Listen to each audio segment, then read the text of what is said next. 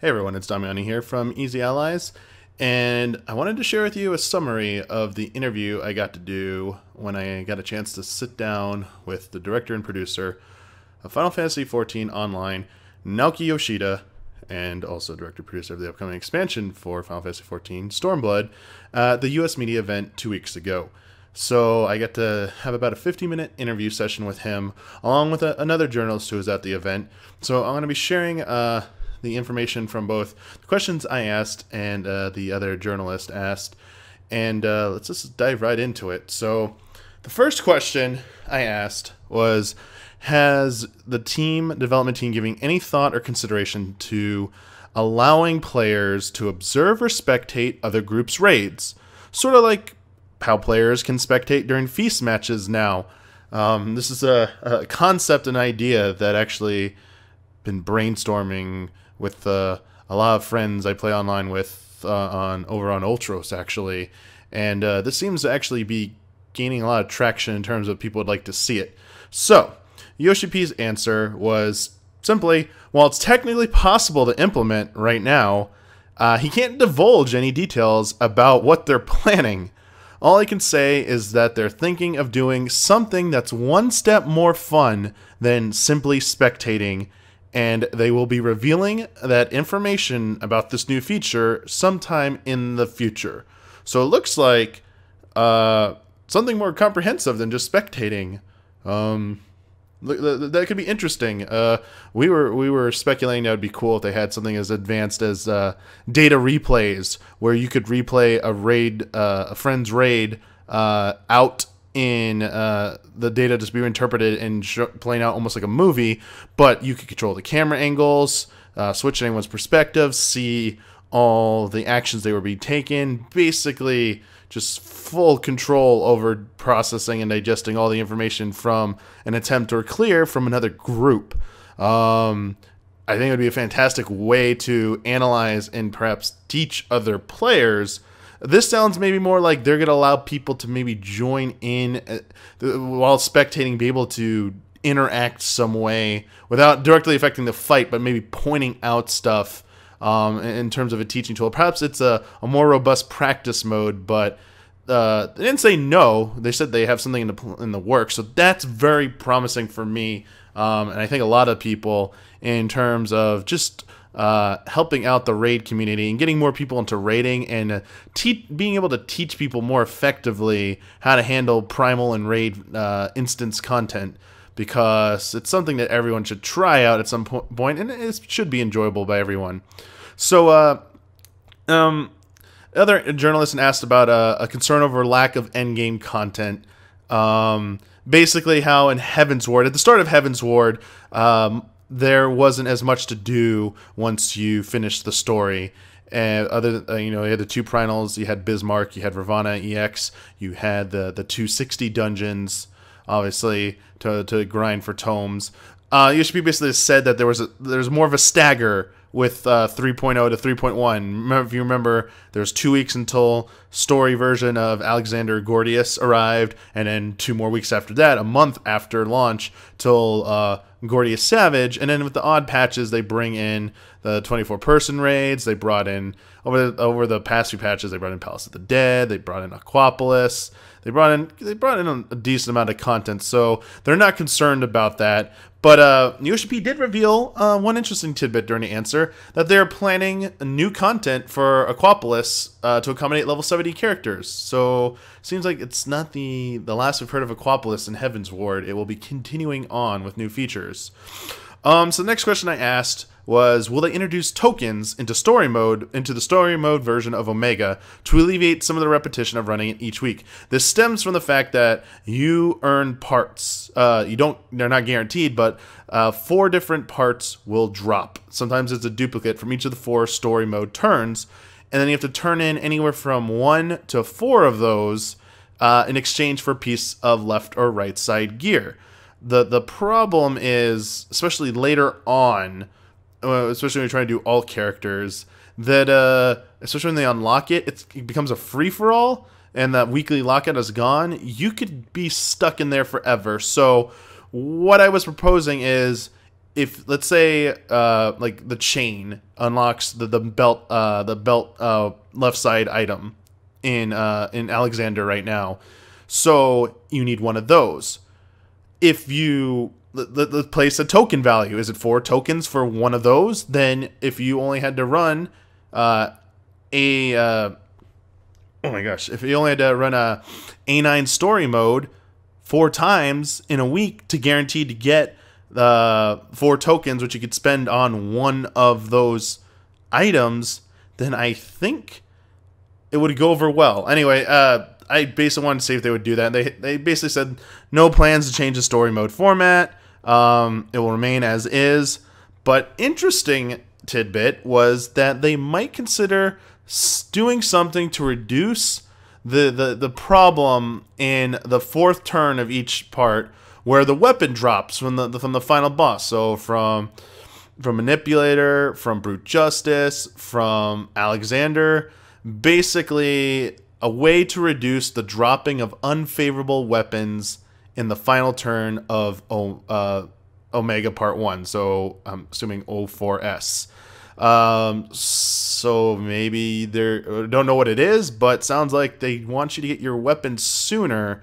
Maybe it'll be something like it will only drop a weapon from one of the classes that are in the instance, so you don't get a weapon for a class that isn't present. I can see how that become a problem in farming later when you want other weapons. So someone would have to be in there in their job, but who knows? But at least they're considering it, and I'm pretty sure almost all of us who have cleared the 4th turn of any Savage Gun weapon have, unless you've just been blessed by the RNG gods, have dealt with issues regarding not getting the weapon you wanted until you got all the tokens. They also want to reduce the eye level gap once players hit the level cap initially. So there's job-specific gear, again, obtained from the level 70 job quest. That's the AF3 gear, and it's being added back. So it'll be like a Realm Reborn. And it is I-290 gear, so once you hit level 70, you can go do your 70 job quest, if you've done the other previous ones, and get I-290 left side gear for your character. Most of it, not all of it. I don't think you get a belt. This didn't happen in Heaven's Ward, so if you remember, you couldn't get the I-60 or what was it? The highest level gear came from the 60 dungeons before you can get the tome gear, and then you could upgrade the tome gear. But I think coming out of the Great Google Library, I think 148 was the highest you can get. I might be wrong on that, but this just makes it a lot easier. It basically means most players will be right at that I-290 level, ready to go into the level 70 endgame dungeons, into the EX primals, with a combination of the tome gear and stuff like that. So it seems like that will be better off for the player base. So the other journalists then asked if they are, with all the changes they've announced, especially in the live letter, if you got any indication of that, if they're slowly phasing out the class system altogether. And remember, the class system is like your starter class, like Thaumaturge, Conjurer, Marauder, Gladiator, stuff like that. Your job is the role you become when you get the Soul Stone, like White Mage, Black Mage, Paladin. Basically, yeah, the journalists want to know if they're basically doing away with that. You haven't really picked up on it from the live letter that is kind of the case. YoshiP said that they are the current system as it was, the whole getting to 30, then having to get in that job to 50, only exists because the process of transferring the game from 1.0 to 2.0 back in the day, they didn't have they were so focused on other tasks, like making Realm Reborn actually good, and salvaging the train wreck that was the original game. It wasn't so much of a train wreck at the end, but we know the story. They didn't have a lot of time to really focus on undoing that system. And they found out it's a really big task, and it requires a lot of resources, but they really want to remove it and simplify things in the game. They actually, before considering just outright removing it, they brainstormed ways that they could maybe adjust the system to make it better or just different, but everything they came up with, they just ended up making the game too complex. So they abandoned it. So yeah, that is the direction they are heading, is that The old class to job system is going bye-bye. It's just gonna be jobs going forward. So that's for the better, honestly. That it was a novelty. It doesn't need to be in the game anymore. Next up, this interview happened the morning after the North American data center relocation. So, I asked YoshiP about him and the team's reaction to the relocation. As you know, it was originally in Montreal. It is, according to trace routes and stuff, in Sacramento. At the very least, it's definitely on the West Coast, wherever it is. And there was an outcry from East Coast players. There's also been a lot of outcry from European players and from South American players who are getting ping levels that are just unplayable for them. So EU players had to decide to whether to make the game playable and go over to Chaos Data Center servers, and South American players just like, what do we do? I asked them, why did they decide to focus on a more western location rather than a centralized location? And did he have anything to say to players to calm them down from, especially the upset players?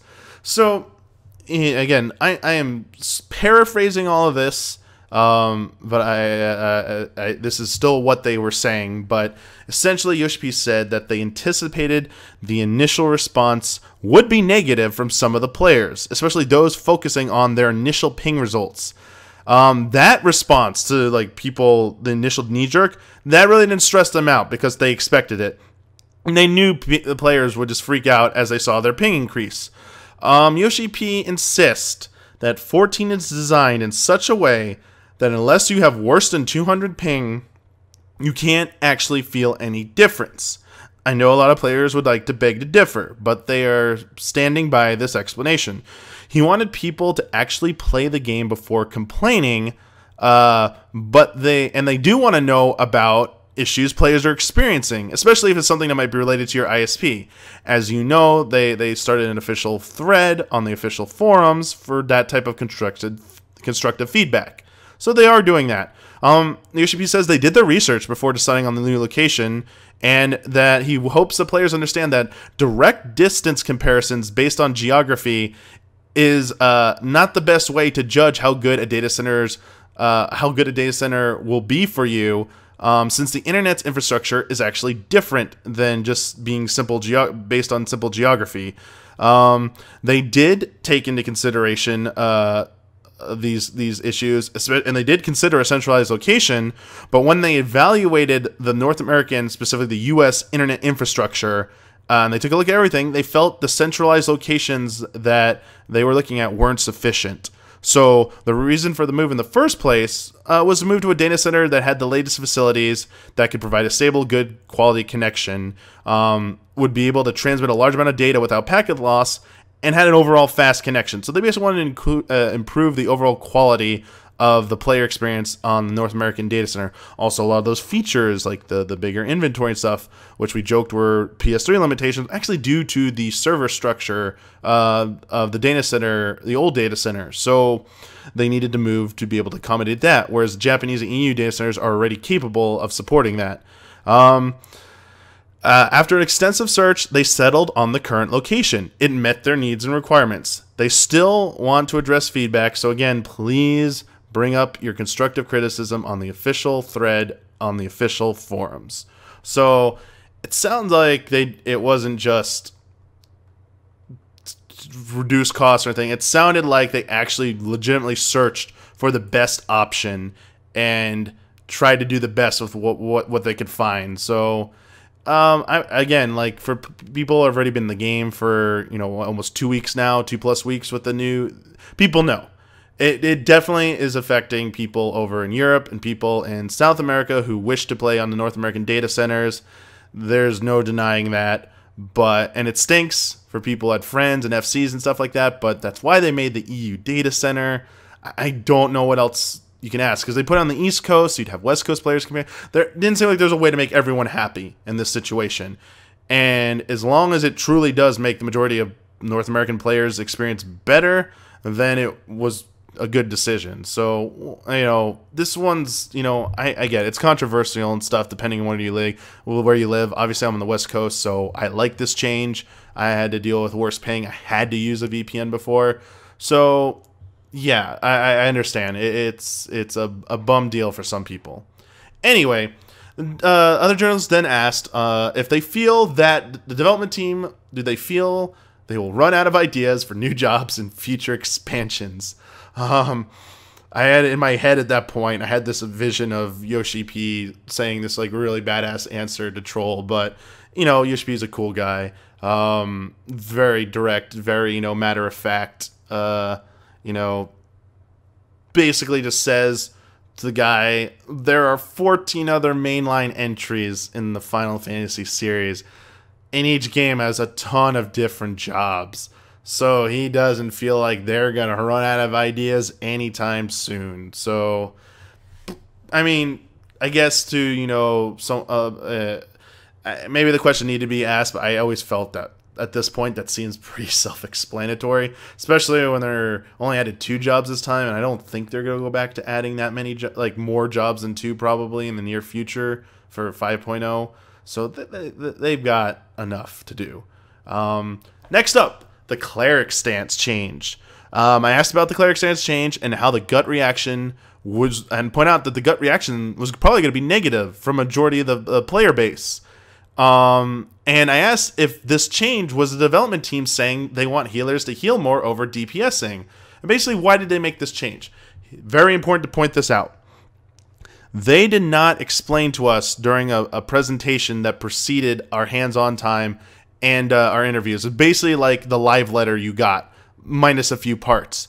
They made no mention that mind, healer DPS would be calculated based on mind instead of intelligence anymore. So we were still operating under the belief that healer DPS was still being calculated on intelligence. And the removal of the Cleric Stance just meant that healer and DPS was being nerfed into the ground. So there was a lot of, you know, not so happy people at first hearing that change. Anyway, YoshiP basically said if they didn't want healers DPS, they would have just outright removed Cleric Stance altogether. The change is partially due to helping players avoid accidentally being in Cleric Stance by accident when healing, or not in it when DPSing. Basically, they felt that stance dancing for healers was a little too much. And this change just makes it clear and easy to deliberately trigger more DPS by making it into a cooldown, kind of like, you know, Raging Strikes, Internal Release, something like that, that you just got to pop to do more DPS. At this point, the other journalist jumps in and asks if the leveling process for healers is going to be more tedious now because of this change. YoshiP didn't think it would be tedious, and seems kind of puzzled by the question. So the journalist clarified that he felt when playing solo with this lower DPS output, again, because we're operating under the impression that healer DPS still calculated on intelligence, healers would take longer to progress through the main story quests in game. YoshiP tried to counter by saying you don't have to kill that many monsters to progress in the story, but then I chimed in as well and pointed out that that's not entirely true. You do fight quite a bit in the story, even as healer. So there was some confusion at this point, and that's when a producer in the back interrupted everyone and basically explained to YoshiP in Japanese to basically clarify to us that healer DPS is no longer determined by the intelligence stat, but rather mind, which means regular DPS without Cleric Stance isn't going to be as low as it used to be. It's actually going to be higher. If anything, they feel overall healer DPS should be higher than before, because it sounded like we didn't ask them to clarify the stat weights and everything like that, because obviously they're not going to do that. We'll have to wait till early access and people start, you know, crunching numbers. But it sounds like it's going to be just straight up, like pretty close to 1-to-1 or something. I don't know. But it sounded like they expected you to be overall baseline, be doing higher DPS as a healer. Then the Cleric Stance was just an extra burst on top of that. And if that's all true, that's actually amazing for healers, because there's no more penalty for healing while DPSing ever. That's great. As a result of the conversation, that we had in this entire sequence. I think we were the first or second group to do the interview.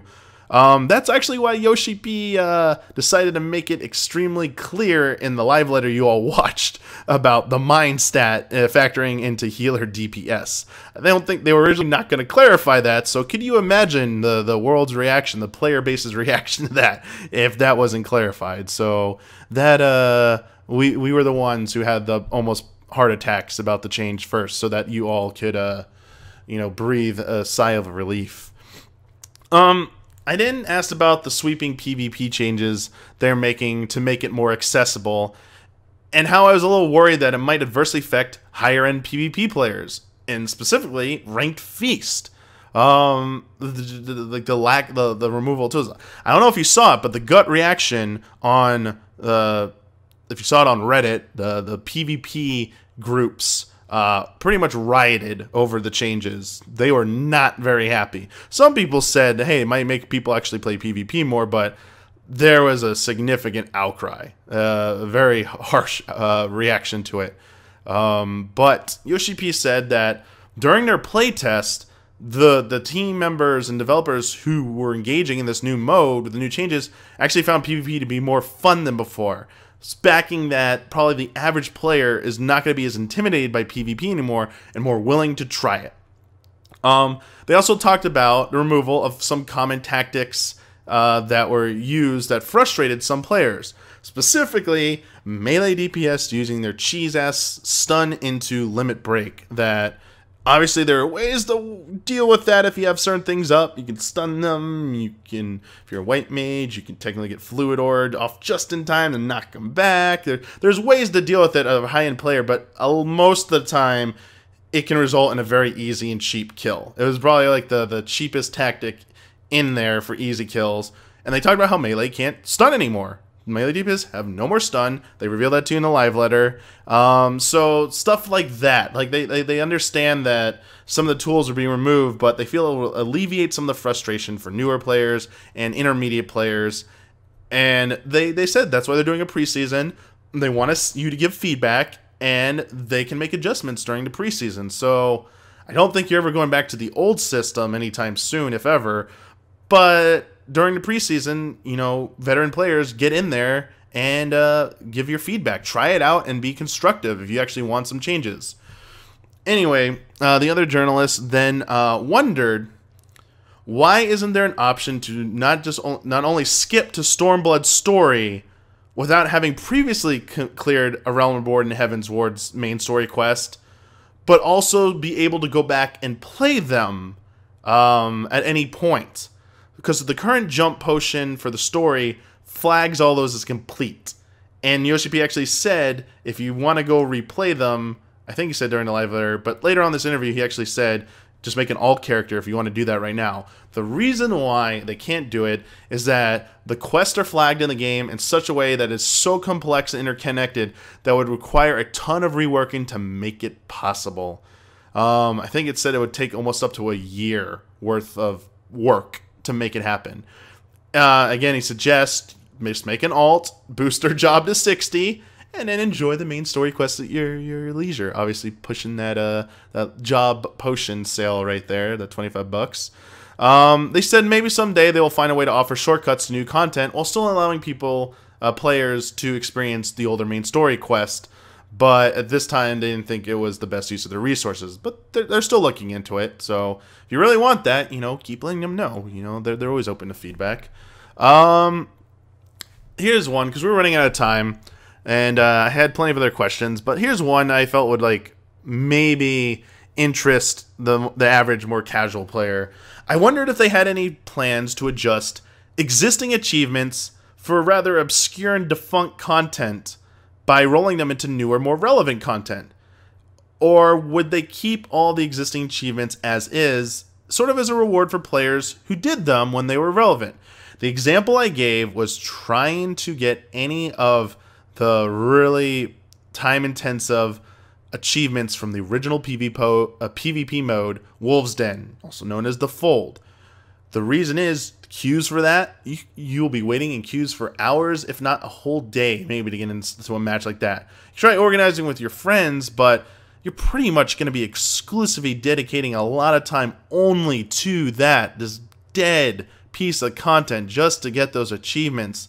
You could say that's an MMO for you, but that's like, it seems so counterintuitive to the spirit of what 14's trying to do in a lot of places. Plus, they would get a lot more out of it by rolling it into something newer. The achievement carries on, still encourages new players to do it. I can see in some cases where players would be, oh, let that achievement be what it was. It was such an amazing thing to do it. Don't make it easier. And they don't have to make it easier. Make it as challenging as it was before. Just make it possible to get through newer content is all I personally would ask.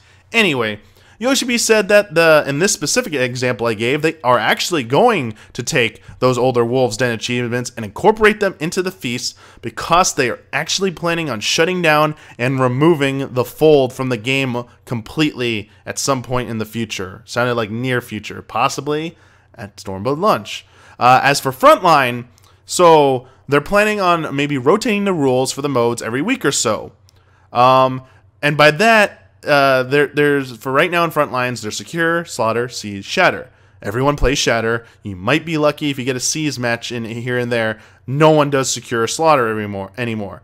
So by forcing the Frontline mode to only queue for one of those every week and then rotating, it might trigger. It would force people into that mode. And make it easier for people to try and get the achievements from that mode because that mode would be temporarily more active.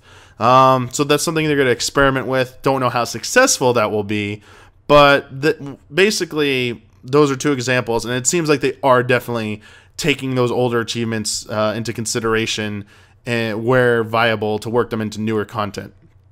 The last question from the interview and from the other journalist was simply why there is no complimentary job or story potion included with the purchase of Stormblood. YoshiP said that if 14 had been running, if 14 had been a longer running MMORPG, they might have considered it.